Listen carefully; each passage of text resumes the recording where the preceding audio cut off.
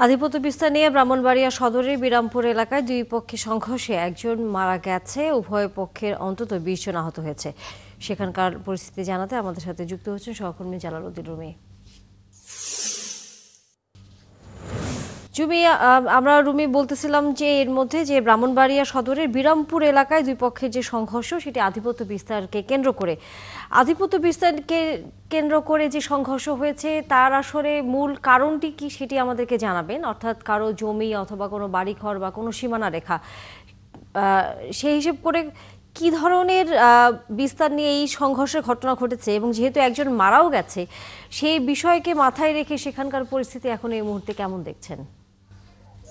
তানিয়া, আমি এখন আছি বিরামপুর গ্রামে, যেখানে গতকাল এই সংঘর্ষের মানে সূত্রপাত হয়েছিল। আসলে এটি সম্পূর্ণ একটি পারিবারিক বিষয়কে কেন্দ্র করে কিন্তু এই ঘটনার সূত্রপাত।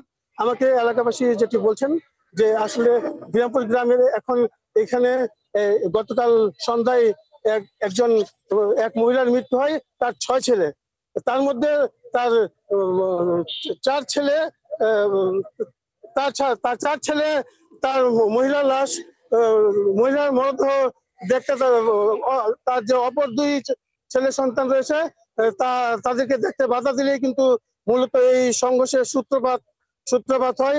আপনি জানেন যে ঘটনার পর কিন্তু এটিকে কেন্দ্র করে কিন্তু এখানে নাসিরউদ্দিন নামে একজন নিহত হয়েছে প্রতিপক্ষের আঘাতে। এখন ঘটনাস্থলে কিন্তু এখনো বিচ্ছিন্নভাবে ধাওয়া পাল্টা দেওয়ার ঘটনা ঘটছে। আপনি এখানে দেখতে পাচ্ছেন যেখানে পুলিশ এবং সেনাবাহিনীর সদস্যরা কিন্তু ঘটনাস্থলে উপস্থিত হয়েছেন।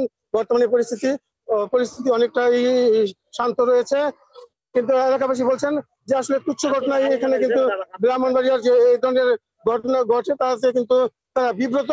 এটি সম্পূর্ণ একটি পারিবারিক বিষয়, সেটাকে কেন্দ্র করে কিন্তু এখানে আসলে এই পরিস্থিতি এই এই মানে এত দূর গড়াই।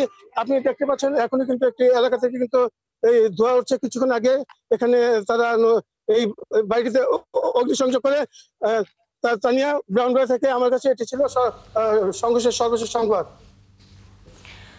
ধন্যবাদ জালালউদ্দিন রুমি। নিশ্চয়ই ফিরবো আমরা পরবর্তীতে আবারও এই বিষয়ে বিস্তারিত জানবার জন্য আপনার কাছে। দর্শক, সহকর্মী জালালউদ্দিন রুমি ছিলেন ব্রাহ্মণবাড়িয়া থেকে।